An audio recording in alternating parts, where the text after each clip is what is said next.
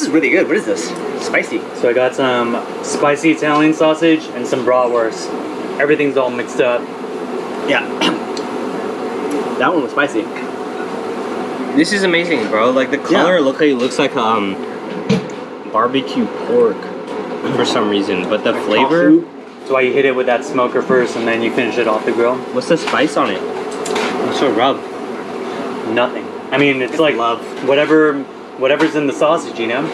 I like a cutting board. It's sweet and then savory. Get a lot of that sweetness from like the cherry wood. Wow. Yeah. Oh yeah. So you get that like smoke, which is like. At first we were like playing around. We would just like grill all the sausages and like they would just like burst because of the heat, and then just be like a little bit dry. And then we started smoking them and then grilling them, so that casing gets like tight from like the gentle heat. So when you throw it on the grill, it doesn't like just explode and like release all that fat and that juice. So Whoa. that's how you kind of get that like nice like balance of like that unctuous fattiness, while not like being like really greasy. Yeah, it's not really greasy. It's just like packed with flavor though. It's crazy. Yeah, it's all like contained. I literally had like a sausage last night that I made straight from the store, and I just like heated it up, and it was like, this is cool. Nice. And then to eat this is like this is actually an incredible flavor. It's like Yeah, thank you. restaurant level. Yeah. You know, it's just like through us just loving to cook outside and You guys have gifts. not want to be content, you know? It's amazing. It's Thank great. you. So good. Man, the other thing I really love about your backyard, and it reminds me of growing up doing music camps in Eastern Washington, is the faded paint and the way that like a lot of the wood is unobstructed or like unfinished or like hasn't. I like that a lot. It makes me feel like, all right, what we're doing here isn't developing fucking properties. We're just fucking enjoying it. We're living on it, and we're fucking making new things within the process of it. That's why I like the unfinished walls too, like the skeleton walls. It's like, it's so sick to me. Can we go back to music camp? Yeah. I don't know what that means. Well, is it exactly what it sounds like? It's basically like you join a discipline within music, like whether it's jazz or classical, and then oh dude, come on man, like it's so refreshing being like a pop producer listening to jazz, because pop is so rooted in like I would do that decision, I would do that decision. When I listened to jazz, when I went to the Monterey Jazz Festival last year, I always want to go. I went Dogo, bro. I drove up there at 5 a.m. just like my grandpa, he's been going for 40 years. I can't let him miss one. Like my parents couldn't go, so my mom broke her wrist, and I was like, fuck it. I bought tickets, went, and it was like, it's so refreshing because it's like, oh, you guys are choosing resolutions, like you're concluding all of your musical sentences in ways that are surprising constantly for like hours like straight. a true musician. I love that. Like, Yeah. It's so like relieving. It's like, thank you. This feels hella like a brain like on acid, because like there's a new neural connection right there, just like massaging that one out. Like usually where I would resolve with the fucking 251, I'm not like, oh, that's, you just, another story takes place right there. It's like, it was incredible. I love jazz music, but each summer my mom being very much involved in my life and wanting me to have a creative background, because she's very creative, and my grandpa was creative but was an oil man and didn't get to experience creativity. She was like, okay, you're gonna take painting classes, you're gonna take lessons, you're gonna do Baroque music, you're gonna do, you know. Wow, so you did classical and like Hella classical. I was three or four, and What she was like, instrument? piano. Oh. But then you play with other people and you learn music on the spot and then perform it. And So good. my favorite was the time in between. Like you like crazy. fucking hang out, You think about run around. It's like dead grass, big lawns, old houses you run into. You don't. The teachers don't know where you are. You're like just having fun. Some rice. Being a kid. Like that's one thing I remember, like moving here, that I moved here in Heartbreak, and I immersed myself in the classes, which is like acting classes, which really helped. But that first year, I was like, what am I doing? And like, I didn't have like friends or community. And, What were the girls like in acting class? And how was amazing. what was Amazing. like what you learned? Amazing. I want, because I'm curious. Like you're in heartbreak, you're transitioning, you're finding yourself in our performance, finding myself and there's probably a lot of girls, right? Yeah. Yeah. So it's like, Yeah. what was that like as a young man? Were you Not even young, full adult. But how old are you? I was 30 years old. Still a young man? That's true. But the thing is, was like everyone is. I realized everyone's It's a mindset, right? yeah, and everyone is trying to figure that out. But also, like, the hard part, as an Asian American man, I wish I did understand this going in. I couldn't let them label who and what I was, and I kind of did. Yeah. And that's something, unfortunately, I went into in that side of the business. And what was that? And that was just like, oh, maybe you should read for these roles. I was like, oh. But I'll read this part. Cool, because I want this job. Like, I don't want to fucking read for Kato. I want to be Green Hornet. Like, Yes. I think that's also just like a symptom of the way systemic racism happens. I'm not going to jump into how deep that is, but I will talk about exploring the initial opportunities upon moving to LA, because usually that programs who you are for the first 5 years. When I moved to LA, I jumped into the EDM community. I started working with Skrillex, not directly, but like with isn't he his like label. work up the street? In Monterey Park. No, in Town Park. That studio there? He owned Yeah, Lemonade a Studios? loft. Yeah, he owned Lemonade in the Arts District. But they moved up the street under Blind Barber, right? Dude, I don't know about that because last time I heard things were like very complicated. Okay. He also had a loft where he had some younger prospects living, and then he That's also what it is. bought a gas station in Chinatown that still to this day has not been developed into what it should be. But It's like a clothing store? But that one? it's just a thing. Oh. It's just like hardly open. It's Okay. just literally like left empty. And I jumped in there and I was like, okay, I need to make money. Duh. I would see him all the time at Blacktop, Skrillex. What's But that? It was a coffee shop before like it became Blue Bottle. It was on the 3rd? Oh, downtown? Yeah, Or yeah. like Arts District? Art District. Yeah. Did you used to work there? No, I would just frequent there all the time because like my friend opened that shop. I almost got a job there. Oh, cool. Yeah, Blacktop, yeah. For Tyler. civil. Oh yeah. And oh then- yeah. When it was like shitty and weird. I mean, y'all know how fucking cool Yeah. the Arts District is. People want to Yeah. fucking, I want to buy a studio there. Just like Yeah. pop it open, be like, what's happening? It's a good spot, I'm here, yeah. I'm here every day. So you jumped immediately into that scene. Yeah, but I moved here with my my brother basically. Not my blood brother, but we grew up here and then like literally created our musical identities like while like working with each other. And then I started nailing, bro. I was trying to go to every party. I was trying to go out every night. Like after the first like couple months of like making music every fucking day, so I had a portfolio. I was trying to meet people, and so the first thing I did was like click up with Skrillex's the people on his label, produce an EP for one of his artists, meet him, and then bounce from there. And like basically, my point being, when you move to LA and when you join acting school and you get pigeonholed into a thing, usually. Like, it's not your doing, but you really want to figure out how you can create a livelihood in LA because you have to make a living and it's expensive. And so, therefore, you're going to see the first opportunity, one of the very first ones, as the way in which you should change who you are to accommodate and program yourself to that thing. So, like, I did the EP, therefore, I'm making EDM music. Therefore, the next project, I must know how to mix, master, sound design, like, work in that way. And I'm going to do that for a year until I figure out, is this working or not? When do you check in? And then you keep bouncing because LA, it's like, all right, you're freelancing, so that means every month you need rent. Every month you need to be like looking at opportunities. Every month you need to be maybe not in touch with yourself, but in touch with your external world. You need to be reacting and then coming back like hella hard with like some shit that's like fits, so you can create. But like the quarantine is amazing for me because it happened after I had like some success, and then I could say my basic needs are met. What again made me want to do music? But acting, you jumped in, heartbreak, like you're trying to find out who you are again. People tell you, you say, hey, I want to be an actor. These guys are saying I could be an actor if I do this. But I don't know if I feel really good about it. But I'm gonna like accommodate it, and I'm gonna change who I am so I can like keep getting these jobs.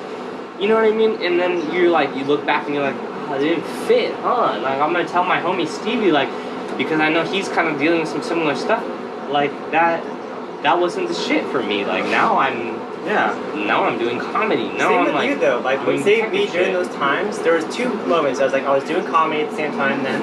Yeah. But I remember I had an audition for like Hawaii Five-0, and it made me really think about like, is this how Hollywood sees what we are? Meaning like we are? I was like, Hawaii Five-0 is like the biggest like, kind of it's a shitty show because it like really shows like the bad parts of Hawaii, but like the part I read for, I was like, is this how you see like people like Hawaiians? Yes. And then I remember like for this part I was like, this is a good part. And I remember watching, I got didn't cast obviously. I remember watching it, I was like, you just cast a white dude? Why did they right. why did they do this? Like Yeah. but like that didn't we watch Hawaii Five-0 into my dad's? Yeah. Yeah, and I was like, but what that was one of the things like, oh, like, okay, do the things you want to do. And like comedy was one of the things that like comedy like loose term, right? It was like stand up or hosting, but also like do fun things. In that, did that come out of you like enjoying being on stage? From Yeah, acting, like, or was that yeah, something like, before that you even loved? before that I did that. Yeah, like yeah. I was like a host for like pretty much MTV Asia. That's what it was. What? In Asia? No, it was in the Bay Area. So like Where? MTV Asia came. What's the venue? It was for the Philippines version, Filipino version. Yeah, yeah. So it was like for like it's called Mixed TV, and it was like the company there, like they brought over the MTV Asia producers from there. Like, you want to be a DJ? I was like, I do want to be a DJ. Wait, that's crazy. Yeah. How did you get picked for that? Audition for it. Oh Yeah, shit. a couple people, and like they, you know, like And it's in the what year is this? this is like from 2006, 2010. Okay. And I did that, and I was also like acting at the same time, doing a lot of stuff. And I was like, that's what I was like, oh, I'll come here. It's like I did a bunch of stuff up there. Yeah. Came here in 2010ish. Okay. But at the same time, like I was like, oh, just there reminded me of like, why did you do the things like that? Yeah. Now, like as I like transition to like doing more podcasts, I'm streaming more stuff. It's like, oh, maybe I just stream like more video game stuff. Yeah. So like that's what I'm aiming at. Just like a weird thing to say. It's like, Oh, that's cool, but it makes sense. Like, cause like you're Hawaiian and Filipino, you're wanting to be an actor and a comedian, so you have a spectrum of not only historical background but skill set. And so, in our modern day and age, the reason why the protests, like to bring it to a relevant thing, are effective is because we have a lot of individuals that are coming together. Like we don't have Martin Luther King, we don't have Malcolm X, we don't have like a single leader, and therefore like the power is in the one. And social media did that for us. Like it's been building for a while. In LA, you're like, okay, I could play the industry game, but how many people feel amazing coming out of that? Not even the most successful. Not even, not even the people who fucking hit the limit at the industry game feel amazing. So like, you gotta be an individual, and there's truth in the individual's honesty. And I've been saying this for like 5 years ever since I moved here because like I tried to write pop songs for a long time, and the ones that did well were the ones that were rooted in being honest with yourself. yeah. And I don't care about someone cutting that anymore. I mostly care about me being able to be that more than anything. And I think that like pervades to you wanting to Twitch stream your life. Yeah, This that's is why like important. podcast means much to me because like it's so honest. It's so fun to like just sit down and talk truthfully and like. Dude, I was nervous about that. I was nervous when you guys gave me that podcast talk because like sometimes like one of my biggest things in my life that I struggle with is just being real out of having to survive in societies that didn't foster me being real. And so like even just having some drinks on camera for like a long form hang is a little bit intimidating to me. But I think it's powerful because I think recording anything itself these days is historic. Especially for us. Inherently. Like this is a crisis. This is again the repeat of a fucking riot and like the race shit. Like systemic oppression is real. We suffer from it as well as black people, as well as brown people. And like just being on here is like fuck it. Like I need to do that, and I need to expose myself to being vulnerable on camera so that I can like reinforce that in myself. Like my mentor, he pushed me to like jump on cam with him, go live and like talk about having a mentor in the music industry, and like maybe you make some shit. And I was like, thank you, because I've literally only been with myself or people that I trust myself with, and now I'm having to be very, very real with my mentor and share a scary space with the world. And I was like, thank you, like that was powerful. So like even though I'm nervous about like literally just the proposition of recording anything about me, I know that that's my path, and so you twitching is like inspiring to me. Yeah, that's something like I took less hours at Civil so I can, with the idea of auditioning more, but also like so I can like I worked so hard for someone else's dream. I didn't have a chance to work for my own dream. I can relate. Yo, so how will you do like 4 days, 5 days, 6 days? I went down to 2 or 3 days now. I was working 5 Yeah. days, and like now I'm like, oh, so I've been spending this whole quarantine like learning how to stream, like learning how to do overlays, learning how to do these things. And like that stimulus check, I bought just equipment. I was like, there goes that. What did you buy, and like what's your I bought a setup? camera, I bought a mixer, and Okay, like, just an interface, right? yeah, because I had this entry-level mixer that was like good, but like it was an entry-level mixer. So I bought this digital interface mixer that was like for streaming, for podcasting. And then you record yourself with what live? Like what program or like what platform makes it go live? So right now, besides OBS, Yeah. Open Broadcast System, which for Twitch, but I'll be using something else called for Mac for Ecamm Live. I bought a camera, I'll bust it out, that I can basically plug in, and it's just like a good camera. And so like it's just weird to be like I'm taking less days. Basically, what I want to do is like, I'm betting on myself because I have for so long moved here for that. Yeah. You know what I mean? Yeah. And like it sucks to realize like I've worked so long for the guys at Civil and they did so much work for me, but like that's their dream. It's not my dream. Right. And like to have that conversation with like my girlfriend, I'm gonna be working on this video games and talk online more. It's like you already do something weird regardless, so that is the same thing. She's like, you already memorized lines for a make-believe thing that you're not gonna get. It's like, so this makes sense. I was like, you're right, don't say it like that again now. please don't say it like that. It's amazing how that makes sense nowadays. And Right? like women are amazing for understanding. Yeah. Because like today. Sometimes. Yeah. When they do, it's like, holy shit, thank you. Yeah. But sometimes it's like good that they like hit you back into like reality. getting, I don't want to say reality, but like getting back into like the proper lane. That's why you get in a relationship, to be very real. Like, aside from the physical attraction, it's like, are you keeping me rooted in my path, or are you just fucking, you know? Wow, yeah. Or, like, that's like the biggest thing I took away from like a breakup was like, damn, one, this girl knows me better than anybody I've ever met in my life because I've allowed her to see that, and because she's fostered that within me.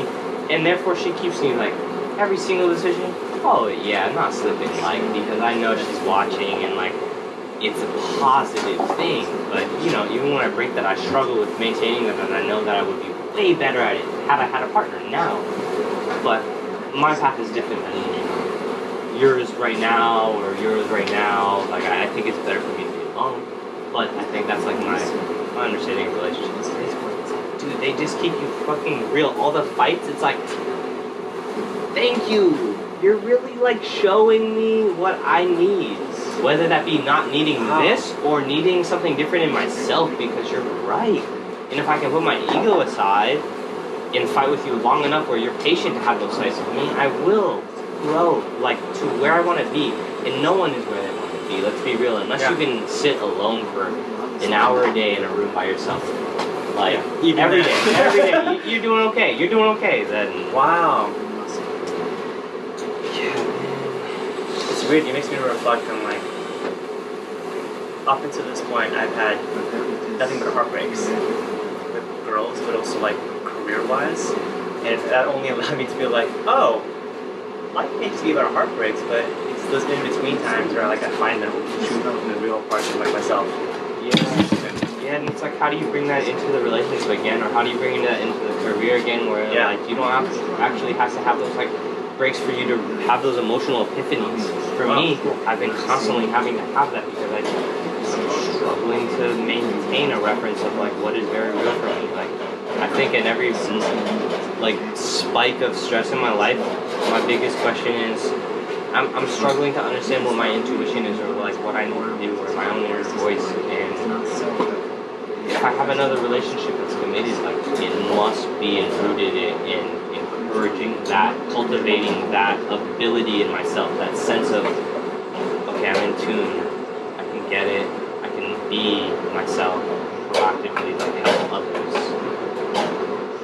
I'm learning a lot, man. Yeah, it seems I like think it. I'm getting old, but I'm like really dumb and immature and like learning a lot, you know. And this has been like the most powerful relationship in my life, and I'll never forget it. It's really, really important. Yeah. In this like historic time of right in the middle of the revolution. Isn't that crazy? It's so sick and like stressful. Yes. So stressed all the time. Is it because you're reading Twitter a lot? No. Okay. I'm actually not on social media. That's good. Yeah. That's okay. It's So been like, over 90 days. I just had to like convince my girlfriend like maybe you should not look at Twitter. That's a frustrating conversation too, because it's like I'm not in your head, but yeah, like there's a lot of fun on there. Yeah. I just love like, oh, this is great. I'm learning so much, but like I can see how it could be like. I was like, are you having a panic attack? She's like, yeah. I'm like, stop. Do you want to go outside and hit the heavy bag? She's like, yeah. I'm like, okay, that's a good idea. And I was You got like, a heavy bag at the crib? yeah. You have a light bag? No. Well, I have a heavy bag and I have like a speed bag, which is a smaller one. Sick, dude. It's great to like. You have a take yard your- then? No, I have a garage. I have a garage port, like just like this, and I just pull my car out, and it's just here. Fire. Yeah, it's great. There's a girl across from me who like is like she's like a heavy lifter. She's like she's always like lifting heavy ass shit. And I'm Only like, doing cleans? it's always like deadlifts and Yeah. like and just like squats, and I'm in there just like hitting this bag, and I'm like, hiya. And essentially, and Katie's just like doing like kettlebell work, and I was like, ha, ha, ha. That's so funny, dude. But she must be a trainer. 'Cause she always brings people over. But like, it's good to have some. Yo, yeah. I want to cop that dude that looks at me like this is like no neck, Ukrainian, European dude. Like, Yeah. hit it. She's like, bro, Punch that shit. how long have you had a neck tack? She's like, 14. Like, whoa, how old are you now? 14. What? That's crazy. I got a kettlebell recently, and I also noticed that when pandemic hit, sold out Everything. everywhere. Yeah. How crazy is that? It's like know. the legit. That's how you know it's good. Yeah. It's like I got a cop it, so I went on eBay, bought a used one. Old ass, like this ancient Yeah. technique, Yeah. this ancient method of working out. It's just a rock with a handle. That's all it is. It's so dope. We got it, some right? chicken right here. Chicken. Want to get at it? Yeah. There's forks if you want, or just keep on doing what we're doing. See with your hands. Whoa. It's crazy good. Probably use some salt, maybe. Oh my I got some salt. It's up to you guys. It's great. Fucking It's delicious. amazing. Is this just normal chicken? Is this fucking breast? Chicken thighs. Take it back. Chicken thighs, my favorite. So you know what? I don't eat good food. This is normal chicken? Where is this chicken caught? Organic? Did you guys watch the Joe Coy special yet? Yeah. I had to see it. I didn't see it yet because of the, where he has all the, like, I have a friend on it, Yeah. but I want to see it. Joey Gila. Oh, shit. Dang. I think it's kind of cool because like He brings them. It's like I get this like kind of pride Yeah. because like he's kind of presenting people that nobody knows about At all. Never hear Yeah, about. and it's very specific. Like Yeah. Andrew Rolfolo and like Joey Gila, like I'm like no, because they're from the Bay Area. But everyone else, I'm like, whoa, he just brings all these people. He's just like he's like saying, hey guys, there's so dope. Filipinos. So I'm trying to And he they're actually getting- brought Netflix there, right? Yeah. So So comedian Joe Coy brought Netflix to the Philippines. He brought all these like Filipino Americans there to perform. yeah. And it's kind of cool because like it kind of like I can't wait to go back. The Filipinos are getting too funny. Yeah, damn it! We need to turn these up. Fucking throw that man in prison. Seriously, man. On the flip side, I just listened to the Jimmy Yo Yang podcast. Damn, I'm like, Oh, yeah. on you know Alan went to school with him? High school? Yo, that What? Yeah. he's so funny. It is like funny. on Silicon Valley. And I hate that it was like only because he really got typecasted. That's so hard. He talks about it, But though, he in the killed it. podcast. I need to watch it. I need to Yeah. watch it because I actually really admire him. Yeah, he talks about how like You know he's balling. He's just a balling dude. He's hella successful. yeah, you should listen to that podcast. It's a great breakdown. He's like, oh, I know this character. Because that was me, like when I first moved here. So he's like, He's like, I know people got mad about that. Like, is this like super like that was me. But like they grew that character because I was like me and funny. You know what's crazy is I can tell he's trying to have the American accent. Yeah. When he speaks, you can tell he's working on it and he's intelligent enough to know how to improve that. Like my father, he's still, to this day, he's an American citizen and he had like earned his citizenship. Maybe 15 years later, he still has like remnants of like the plural. And like he actually has such a slight accent, like so little, like most people can't even fucking tell. And it's like probably the same thing as like, just he's trying to study like how to communicate and like fit in and not have that. You can tell that he listens to like a lot of hip hop because it has like that kind of like that timing, like and like how he says things. Ooh, yeah. But then you're right. Like every now and then, it's like if you know the accent, you can hear like, oh damn, like are you from the mainland? It's literally like, yeah, it's like just the smallest thing. Mm-hmm. That was the one part that always got me when they told Bruce that like audiences would understand your accent because Bruce like took it so before that knew, but like his accent was fine. Right. But he also was influenced by like speakers of the time, so he talked like a poet. Yeah. Very articulate and like he's like everyone can understand him. Yeah. Yeah. It just was like that's like the fucking dagger where it's like you just don't want to hire him because he's this He's yellow. Chinese guy, yellow guy. But it's crazy though, He's like a looking at him, like Especially- who had that kind of composure? No one. What kind of Asian person has Not that even a composure? white guy had that. You know what I'm talking about? Like yeah, it's it like was so fucking cool. that composure that he had was like, I'm seeing 20 years from you right Yeah. now. Like you right now, you think like what's happening here? This is nothing. Like I have this vision, like it's going to impact the rest of the world. Like I see like when he's talking to these interviewers, like he's talking through them. Like this is just like a ripple. Yeah. In Bruce Lee's like fucking plan. Cause like for me, like Bruce Lee is like an icon. Like he's impacted not just like Asian Americans, but like white Americans. Yeah. You know what I mean? That's Black African Americans. Everybody. The Kareem culture. Abdul-Jabbar. Yeah. Wu-Tang. Dude, Everybody. everybody's Come on. leveraging fucking Bruce Lee, and that's what I'm saying. Like Kill he's- Bill. Like you see that kind of confidence, and that's just human shit, man. It's Like crazy, that's man. that's a life goal, is accomplishing 100% confidence in the way you see it in Bruce Lee. Dude. Like if you had that, like yeah, you might be able to live a happier life. Like you were that fucking confident. That's a dope quote in the book where it's like, white women want to be with him and white men want to be him. Like white dudes want to start Yeah. working out and like be actually tough because they were acting tough. Yeah. But when Bruce stepped on set, or like they were like, Yeah. "Oh, you're not tough." Get that, Steve McQueen? Because like Steve McQueen and him were like friends, but Steve didn't want to share any limelight. Yeah. And like, oh wow, I wish He was intimidated. would have whooped his ass. He was too intimidated. He didn't want to be checked out of his fucking spotlight. That's what also gets me. Like people are like, oh, Bruce wasn't a fighter, and he was. He fought fucking racism. He Yeah. fought fucking Chinese fools in China. That's a good point. Like, But I mean, like it's like when everybody else says Fought that. the biggest like, fight. yeah. When you talk to someone who's ignorant, you know right away. Like you don't know. Like You don't have know. You don't know. Yeah. And it's and like I almost like feel sorry because like they're not educated in terms of like their surroundings. And is it it's like their you get a fault? pass almost. It's like yeah, exactly. Like or do I I'm- take the time today? like to, look at us right now. Like the culture that we have here and that we experience. Like it's a fucking. We get insights every single day. When we approach people, like there's all this education. Like for someone like that, it's like how much education, how much insight do they get? Because I guarantee you, they only speak to one type of community. Yeah. Us, our communities are like they're so diverse. It's a melting pot of communities. These guys only have one. Yeah. You know what I mean? Like so, like the conversation that they have when they speak to their dad or their uncle, like how diverse is that conversation? Now us. When we go out to LA, when we see our friends, how diverse is our conversations? You know what I'm saying? Like when you speak to someone ignorant like that, it's like damn.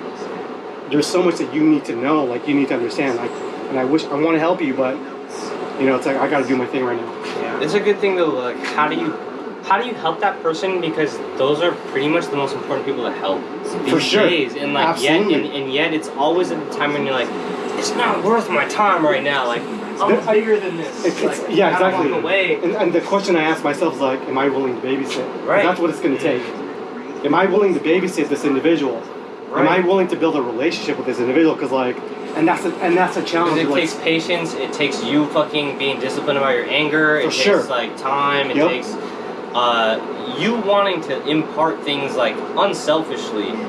Like sharing knowledge is that's a fucking gift. If you think that's like a free currency, then man. But it also takes like personal refinement. You know, it's like if you like coming from like an educational background, it's like if I want to like share knowledge with someone else, like I gotta make sure that I'm on top of my game and that I'm coherent enough.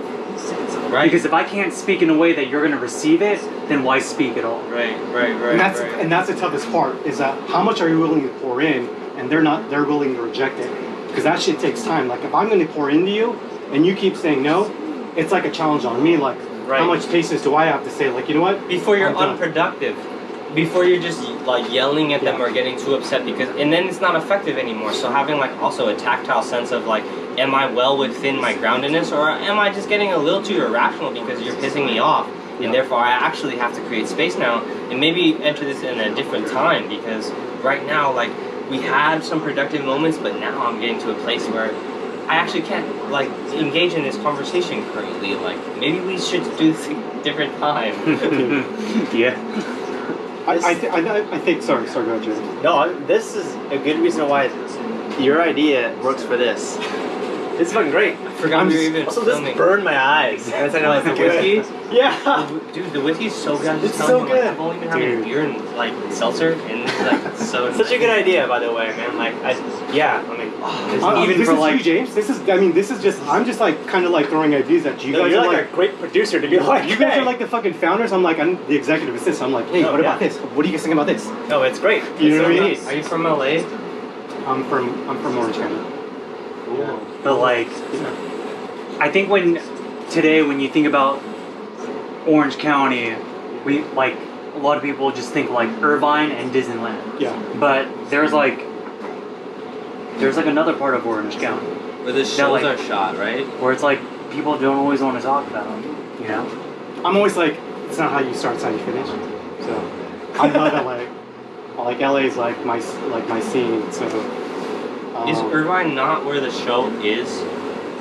The OC? I have no idea. I haven't spent that much time in the OC, so Where in therefore I Orange don't County? know. Dude, I grew up in the fucking ghettos, bro. See, that's what I mean. Yeah. Like when I grew you up in the when streets. people say Orange County, it's like Right. they think about like the nice parts. Yeah. The show, But, like, I didn't think that probably. immediately. Yes, 'Cause I was yeah, thinking exactly. And like, that's like hell, Irvine-ish? brown and like people like Filipino folks in there. I was like, oh, where was this at? Dude, I was like 17th and You think of like Fairview. Laguna Beach and like Right, Huntington yeah. Beach. To be honest, guys, like I didn't know how I came out. To be honest, like I should have grew up. I should have been in the streets because like all my So brothers, tight. all my brothers, Yeah. still in the streets. Yeah. In fact, they're still in jail. So yeah, it's crazy. But How many siblings you have? 3, 3? Yeah. All brothers? all brothers. Wow, dude, Yeah, that's dude. crazy. Yeah. Was your dad around? Yeah, dude. So I grew up like in a divorced family. My dad took care of me. Like I grew up and with the my other dad. brothers are you? Just me and my Are other you the brother. youngest one? Oldest.